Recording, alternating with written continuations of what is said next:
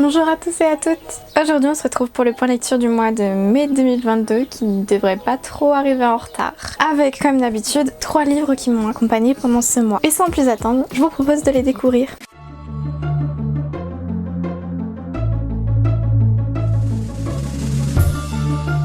Alors en premier lieu, j'ai lu Broadway de Fabrice Caro qui est sorti récemment en format poche. Nous sommes en 2018 et le personnage principal qui s'appelle Axel a alors 46 ans. Et un beau jour, il va recevoir un courrier un peu particulier de la part de l'assurance maladie pour un dépistage du cancer colorectal qui est censé être reçu vers l'âge de 50 ans. Et soudainement, parce que c'est Fabrice Caro qui écrit, voilà, ça part complètement en vrille. Il va se remettre un peu à questionner toute son existence, à partir dans pas mal de délires en même temps et de faire un point sur tout ce qu'il a pu voir, tout ce qu'il a pu traverser. Parce que même si du coup c'est très certainement lié à une erreur, il va vraiment se mettre à psychoter et à se dire que c'est un signe qui lui est envoyé, que ce courrier n'est pas arrivé pour rien, qu'il y a une raison et que peut-être autour de lui d'autres ont reçu mais qu'il le taise. Voilà, il y a vraiment une sorte d'exagération du champ des possibles autour de cette fameuse lettre. Et c'est vraiment très très drôle, très rafraîchissant à lire. Ça va vraiment être l'occasion pour lui de tout remettre en question, mais on n'est pas sur un drame en fait, c'est vraiment plus une histoire légère qui nous fait sourire parce qu'on peut très bien reconnaître des gens de notre entourage quand on le lit. C'est léger, c'est drôle, c'est un humour plutôt caustique, c'est plein de choses. Comme pour le discours que j'avais lu, que j'avais beaucoup apprécié, on retrouve toujours cet humour très particulier de l'auteur qui va exagérer tout. En plus de ça, il y a des éléments imprévus qui vont venir se rajouter. Ça va rajouter de l'humour également, c'est vraiment du ridicule, de l'invraisemblable et à chaque fois on en rajoute une couche. Quand on pense que c'est fini, il va y avoir un autre événement qui va relancer l'affaire. Et c'est vraiment un roman léger qui est super pour passer un bon moment après des lectures pas terribles ou quand on n'a pas trop le moral. C'est vraiment un très très bon texte pour le coup et un coup de cœur. Par la suite, je me suis tournée vers quelque chose de beaucoup moins drôle pour le coup avec Là où chantent les écrevisses de Delia Owens qui est un très très beau texte pour le coup qui va nous plonger dans une petite ville de l'Amérique. Et plus précisément, on va être plongé dans un petit village de la Caroline du Nord. Et on va suivre le personnage de Kia, qui est au tout début du roman une petite fille âgée d'une dizaine d'années, qui vit dans une espèce de marécage avec sa famille, dans une petite maison. Et petit à petit, tous ses proches s'en vont et la laissent du coup dans cette fameuse maison. Donc on voit d'abord le départ de la mère, où la petite espère toujours qu'elle va revenir. Puis progressivement, comme le père est très violent et qu'il bat ses enfants, comme sa femme du coup,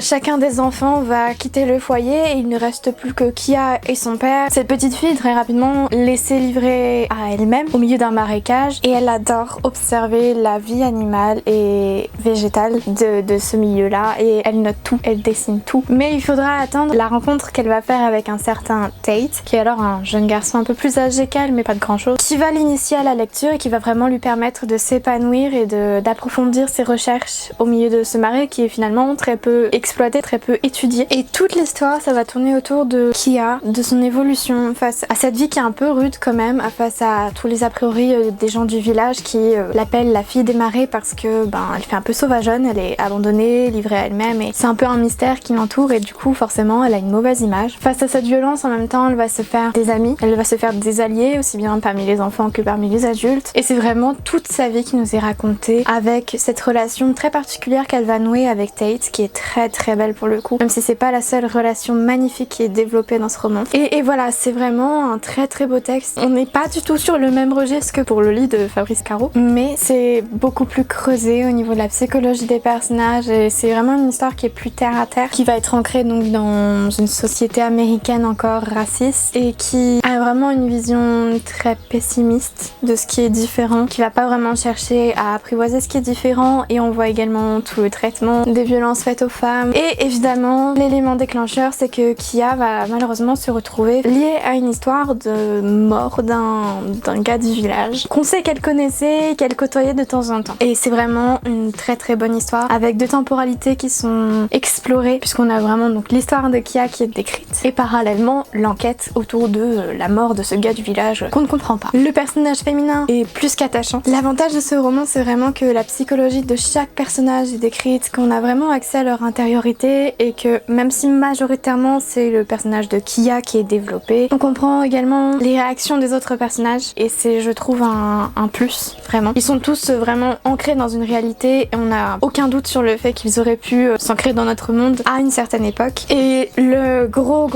point fort, je trouve, c'est la capacité de l'autrice à nous immerger vraiment dans son histoire. C'est-à-dire que vraiment on le lit et on voyage dans ce petit village, dans ces marécages en fait, et cette ambiance très pesante, très pittoresque en fait. On plonge dedans littéralement et c'est compliqué d'en sortir et de se reconnecter à la réalité. Vraiment c'est un voyage, je le garantis. Pas forcément très joyeux tout le temps, mais comme les relations humaines sont vraiment très bien amenées, très belles également, on passe quand même un très bon moment en la compagnie de Kia, de Tate et des autres personnages. Avec en toile de fond ce décès très suspect dont on ne sait pas grand chose et où l'enquête est menée en parallèle. Et j'ai fini mon mois de mai avec Florida d'Olivier Bourdeau, qui est l'auteur également de En attendant Bojangles, où là ça va être plus l'histoire d'Elisabeth qui au tout début du roman est une jeune fille d'une dizaine d'années, même un peu moins il me semble, qui va être amenée par sa mère dans le monde des minimis, qui est vraiment un phénomène très important aux États-Unis et qui littéralement va être ravagée par la passion de sa mère pour ses concours. Toute sa vie va vraiment tourner autour de ses concours, sa mère va vraiment en devenir folle, ne va plus penser qu'à ça et organiser tout le quotidien de sa fille en conséquence et va vraiment briser le mental de sa fille en attirant son attention que sur le paraître et forcément ça va avoir des répercussions importantes sur le reste de la vie de Elisabeth. Et en fait on le voit pendant tout le roman, c'est ni plus ni moins que Elisabeth qui grandit, qui commence à en vouloir sérieusement à ses parents parce que son père n'a clairement rien fait et a pas réagi parce qu'il était bien content d'être tranquille dans son coin. Et le style d'écriture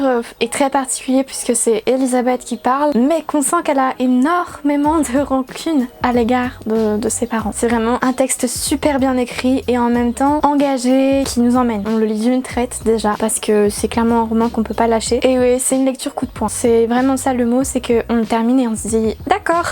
Sachant qu'en plus Olivier Bourdeau a très bien joué son coup avec une fin où il se joue littéralement de nous et franchement quand un auteur y arrive sans qu'on le voit venir, c'est juste génial. Enfin, c'est dire le talent en fait de l'auteur derrière et voilà, c'était vraiment pas un coup de cœur mais on n'en était pas loin. Sachant qu'en plus de ça, c'est vraiment une histoire qui monte crescendo au niveau de l'intensité des actions, de l'intensité du discours de la narratrice, c'est waouh. Et c'est vraiment un roman qui fout la chair de poule pour le coup. Et puis je n'en dirai pas plus parce que c'est un roman que je vous invite vivement à lire. Rien que pour l'expérience de lecture que ça propose, c'est vraiment très particulier et ça change. Donc voilà, je vous invite vraiment à le lire. Sur ce, moi je vais terminer ce point lecture sur ces 3 présentations. Et puis je vous dis à très bientôt pour de prochaines vidéos. Évidemment, n'hésitez pas à laisser un like, un commentaire, à partager, comme d'habitude quoi. Salut!